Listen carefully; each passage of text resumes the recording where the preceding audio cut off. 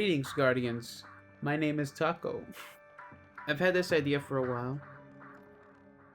If you don't know what the Uplift Coven was, basically, it's like Neomuna's own Dark Age, in which some Neomuni wanted to become Cloud Striders.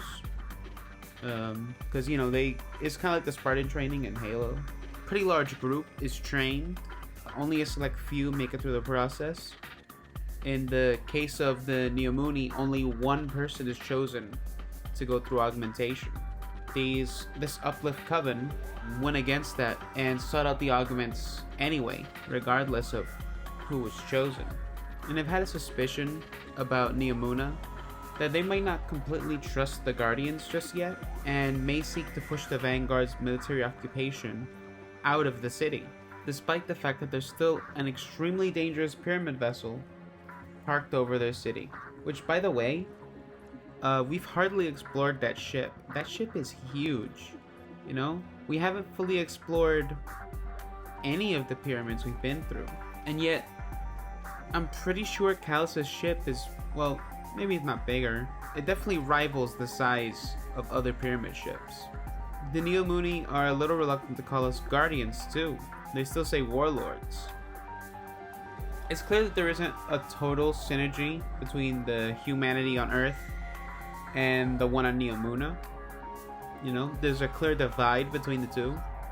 Sure, they might have lent us a Cloud Strider and maybe some weapons for the final shape, but truth is, who isn't going to contribute to preventing the end of everything, right?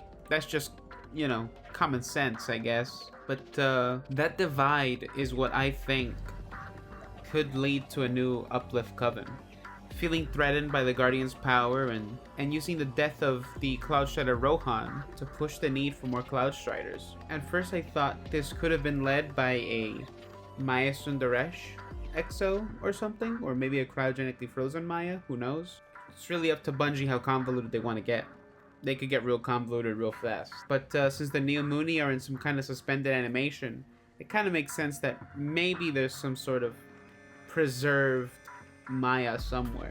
However, given the fact that Maya is probably, and most likely is, the conductor, it might not be her alone. Could be a coalition of some sorts. My second thought would be Clovis. He sent out that message to himself at the end of Season of the Seraph saying they know when they found Neomuna. It might have been about his own plot to become humanity's new war mind tech god or whatever, but in some likelihood it could have been an effort to hide Neomuna in some way. This could mean he might have been planning something on Neomuna, and given Clovis's role as creator of a ton of important technology, and his name being attached to Siva, which could be a primitive version of the Quicksilver on Neomuna. Clovis didn't invent it, but it is still under his own corporation. And Neomuna being like a preservation of what the Golden Age might have looked like, it's possible they might have had some imagery and history that may lead them to see Clovis as someone worthy of leading them like their founders. Since Neomuna is still very like a corporate thing, it's a cyberpunk city. However, when I was getting ready to talk about the idea of a new Uplift Coven, it occurred to me that there is a new threat that could be on the horizon. Or rather, an old enemy on the rise. And this is where it gets interesting. Lysander of the Concord Dat, who during the City Age, rounded up his forces to stage a coup against the Consensus to force the Vanguard out of the tower. We know this from the Bannerfall Grimoire, which I'll be discussing shortly. But first, during the 2024 Guardian games, we received the new hoverboards. These skimmers brought with them this lore tab. Do Dragonflies do loop-de-loops? You're telling me these skimmers just turned up? Prakesh prods gingerly at one of the boards with his foot. It floats gently in place at the center of the storeroom. A donation for the games, Spider says distractedly. Is that unusual? He grunts, displeased, and gestures sharply. Arha moves the painting slightly left of its current position, wobbling precariously atop his chair. Usually there's a bet involved, Prakash explains, or it's official Vanguard merchandise. This almost looks like one of those Neomuna skyboards though. And the Vanguard wouldn't be passing that around. Well then, it seems we've lucked out this year. The right, Arha. Arha grumbles but obeys, hefting the frame into position. I think that did it, Prakash says, squinting at the painting. He doesn't see the point of it. A series of splotchy purple flowers along a dirt path, indistinct trees, but Spider is gazing up at it like it's made of pure ether. Your donor leave a name at least? Spider sighs and reaches for a datapad. Let's see. 2 shipments, personal vehicle, skimmer, gift to the city. Ah, right here, Concordat. Spider looks over at Prakash, who shrugs. No idea who that is. We've already discovered that the skimmers came from none other than the Concordat. And in the lore tab added from the Taken King, we hear about Bannerfall, describing the events surrounding the multiplayer map, surrounding Lysander and the Concordat. Lysander and the Concordat mark the most recent example of a city political faction rising in opposition to the consensus. This site marks a legendary battle where New Monarchy Guardians rose to deliver the final blow to the Concordat, unraveling the war effort Lysander sought to bring up against the Vanguard. Lord Shex has commandeered the area, not only to commemorate this last stand, but as a reminder of the city's solidarity against those who seek to undermine the extreme efforts and sacrifice we make together to keep our peace. This is what leads to Lysander's exile from the city. This could link us back to the season of the Splicer, when the factions fled the tower. Who knows? Could the Concordat have sabotaged the device, causing Lakshmi 2's death? Sure, the device was risky and not super reliable. And I mean, using any Vex tech is like playing with fire. But here's the connection. The Vex attack happened in the Elixni camp, leading to Maya's death. Well, Lakshmi 2's death. And what a coincidence that the skimmers went through the Elixni before entering the tower, as we read in the lore tab. Could these skimmers just be the tip of the iceberg of a greater conspiracy involving the Concordat and Neomuni, probably making a new Uplift coven? An anti-Vanguard sentiment resides within the Concordat and among some of the Neomuni, hence the reports the Neomuni had against us regarding Vanguard occupation during Lightfall. This secret covenant held together by old rivalries that now, after facing absolute extinction, is made apparent. Assuming skimmers weren't just some last minute addition because of final shape delays, that means it would have been released during the first episode of Final Shape. The skimmers would have surfaced when the conductor, aka Maya Sundaresh, would have made her appearance, a character with ties to Neomuna. And since Lakshmi 2 is a copy of Maya Sundaresh, this would also mean they would harbor a personal grudge against the Guardians and the Vanguard, further connecting the motives between Lysander and the Neomuni via Maya Sundaresh. We know that the Guardian games was supposed to be during episode echoes, so it might have been the intent to link all these events together. Do you need more evidence for these connections? In a grimoire card from House of Wolves called Osiris, there's a conversation saying, "You were a mighty warrior. I watched you at 6 fronts, and heeded the call of Saint 14 to appoint you Vanguard Commander. Even when the Concordat claimed to have records proving you were a Golden Age experiment, misincarnated as a human by an inept ghost, Saint 14 assured me you were just a man without much patience for obfuscation." So the Concordat already has a track record of going against specifically Saint 14 and Osiris. They may view their unity as something that could get in their way. And now, the Lakshmi connection. Then, in Season of the Splicer, we hear much friction between Osiris and Lakshmi too, as well as the whispering into Saint 14's ear. Granted, this was before we knew Osiris was Savathun. If you didn't look at the leaks, seriously, please stop leaking plot points. Please stop leaking plot points like this. And stop commenting leaks on Twitter and whatever, because I didn't look at any leaks back then and thought, hey, Osiris is acting kind of weird. But then some dude commented on that and said, well, we already know he's Savathun, as if the leak was the proper way to learn that. Anyway, getting back on track. My point is, Lakshmi thought that was Osiris. So there was probably some old resentments on her part against Osiris. Now, the conductor, who's totally Maya Sundaresh, is once again planting seeds of distrust between the time-broken lovers. Therefore, proving that Maya Sundaresh and Lysander's Concordat may have a shared interest in getting these two separated. And since Maya has this Vex connection, how do we know she wasn't the one to have orchestrated the simulation Saint 14 was stuck in with the Martyr Mind? Perhaps it really is our saint, and the confusion being brought forward is purely some sort of psychological warfare. There's the transmission from last week when Osiris and Saint 14 have different memories of the first time they said I love you.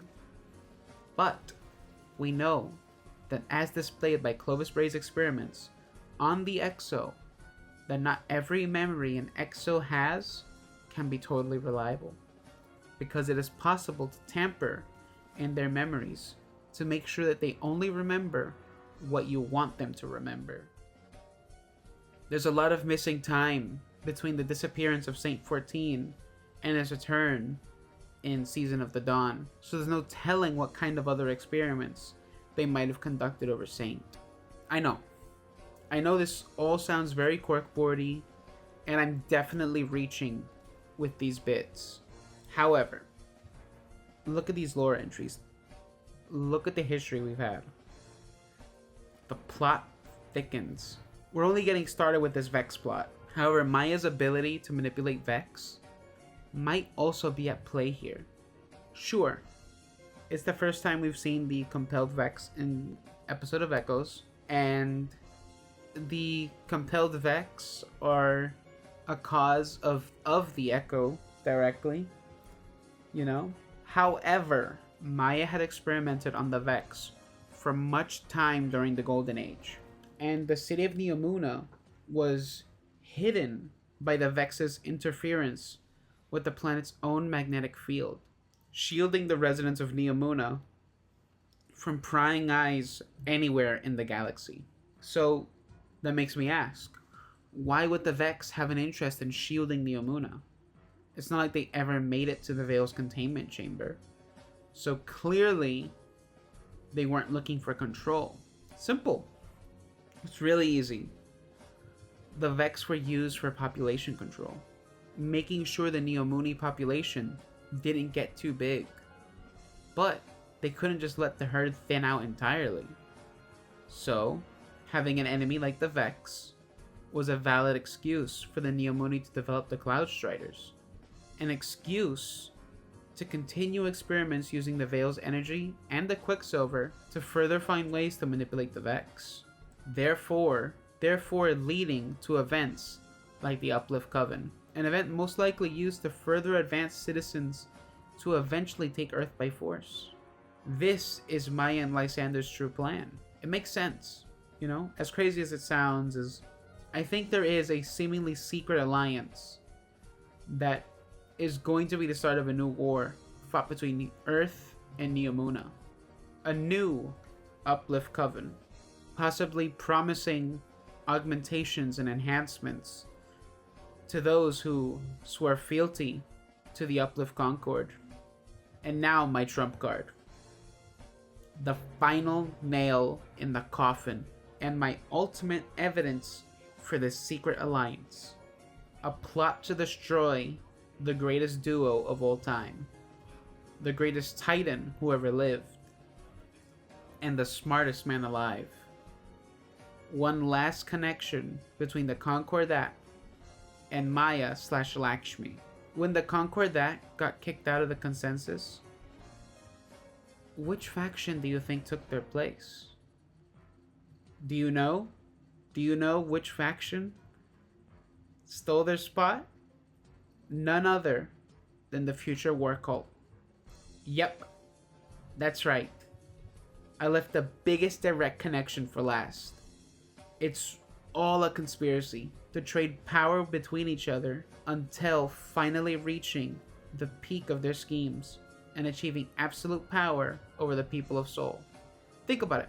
Future War Cult was the faction to cause the most problems during Season of the Splicer. So it's an internal sabotage that they've been enacting for years, right? The faction wars, the faction rallies, the friction involving the planning of a coup in Season of the Splicer, and then the endangerment of the entire city via the device, which could have been an intentional way of maybe getting Maya Sundaresh into the Vex network via Lakshmi 2. I know, this is super reachy, but still, I think it's worth thinking about.